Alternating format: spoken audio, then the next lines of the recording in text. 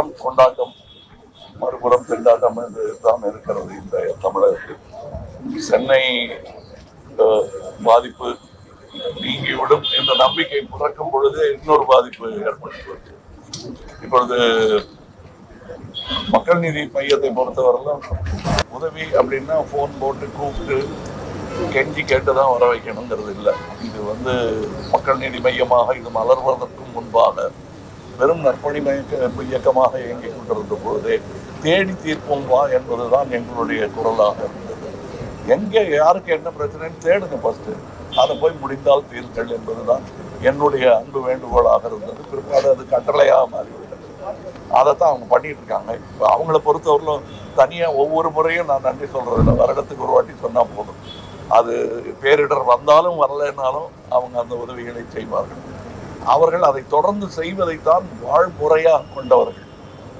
அவங்களுக்கு அது டெய்லி நான் தேங்க்ஸ் சொல்ல வேண்டியது இல்லைன்னாலும் அவங்க எப்படிப்பட்டவர்கள் என்பதை எப்போவாவது ஒரு முறையாவது உங்களுக்கு அறிமுகப்படுத்த வேண்டியது என்னுடைய கடமை. அதைத்தான் நான் இப்பொழுது செய்து கொண்டிருக்கிறேன்.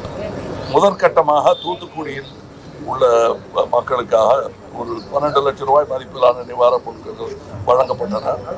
இதை திருநெல்வேலி மண்டல செயலாளர் டாக்டர் பிரேம்நாத் முன்னின்று ஒருங்கிணைத்தார். தற்போது லயன்ஸ் இன்டர்நேஷனல் மாவட்டம் 324 உடன் இணைந்து 22 டன் அரிசி, பால் பவுடர் உள்ளிட்ட பொருட்கள், அத்தியாவசிய பொருட்கள் மற்றும் ஆடைகள் செல்லையிலிருந்து பின்னாடி நின்றிருக்கிற லாரிகள் மூலமாக அனுப்பப்பட உள்ளன. மக்கள் நீதி மையம் கட்சியின் வழக்கறிஞர் அணியின் மாநில செயலாளரான திரு எம் ஸ்ரீதர் லயன்ஸ் கிளப்புடன் ஒருங்கிணைந்து சுமார் 15 லட்சம் மதிப்பிலான பொருட்களை திரட்டி தந்திருக்கிறார். அவருக்கு என் பாராட்டுகள். இவர்களோடு மக்கள் நீதி மையம் கோயம்புத்தூர் மண்டலம் மகளிர் அணி, மக்கள் நீதி மையம் பெங்களூர் கமலஹாசன் நற்பணி இயக்கம் மற்றும் அனைத்து கட்சி நிர்வாகிகளும் நிவாரணப் பொருட்களை திரட்டி தந்திருக்கிறார்கள். அவர்களுக்கும் எனது பாராட்டுக்கள். சென்னை வெள்ளச்சேதத்தின் போது மனித நேயத்துடன் களமிறங்கி உதவிக்கரம் நீட்டியவர்கள் இப்போது தென் மாவட்டங்களுக்கு தங்களால் இணைந்த அனைத்து உதவிகளையும் செய்து வருகிறார்கள். சேகரிக்கப்பட்ட நிவாரணப் பொருட்கள் இன்று லாரிகள் மூலம் தூத்துக்குடிக்கு அனுப்பி வைக்கப்படும். உதவி தேவைப்படும் சூழ்நிலையில் இருப்பவர்கள் கண்டறியப்பட்டு அவர்களிடம் தெரிவிக்கப்படும். இங்கே குழுமி இருக்கும் ஊடகவியலாளர்களுக்கும் மக்கள் நீதி மையம் கட்சியின் நிர்வாகிகளுக்கும் மீண்டும் ஒருமுறை என் புத்தாண்டு வாழ்த்துக்களை தெரிவித்துக் கொள்கிறேன்.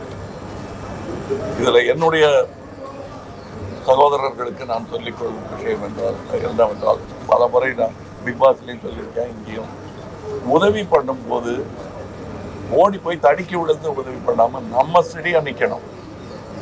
உதவிக்கு போறவங்களே தடுக்கி விழுந்துடக்கூடாது. அதனால நீங்க உதவிக்கு போகும் பொழுது உணர்ச்சியை விட திட்டமிடுதல் அதிகமாக இருக்க வேண்டும். ஒரு இடத்துல போய் காசை தூக்கி போடுறதுங்கிறது கிரியேட்டிங் ஸ்டாம்பீட்.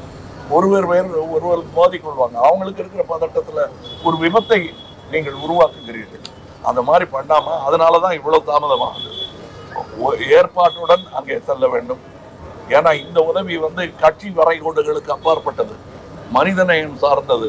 அதனால கட்சிக்காரங்க யாரும் தொந்தரவு பண்ண மாட்டாங்க. அப்படின்னு தொந்தரவு பண்ணாலும் அவங்களுடைய அறியாமைன்னு தான் அதை நினைக்கிறதே தவிர, நாம சரியான அதிகாரிகளிடம் எங்கெங்க போகலாம் போக முடியாதுன்னு உதவிக்கு போறவங்களையே மீட்டெடுக்கிற மாதிரி நம்ம நிலைமைக்கு வந்துடக்கூடாது. இப்போ கொஞ்சம் அவ்வளோ பெரிய ஆபத்துகள் அங்கே இல்லைன்னாலும் கரெக்டா போக வேண்டியவங்களுக்கு போய் சேரணும். இதுல நடுவுல கிடைச்ச பொருளை வாங்கி அதையும் இருக்கிறதுக்கு ஆட்கள்லாம் இருக்காங்க. அதனால கரெக்டா நம்மளே பார்த்து இதுல எதுவும் கள்ளமாக நம்ம தான் போய் முன்னின்று நடத்த வேண்டும்.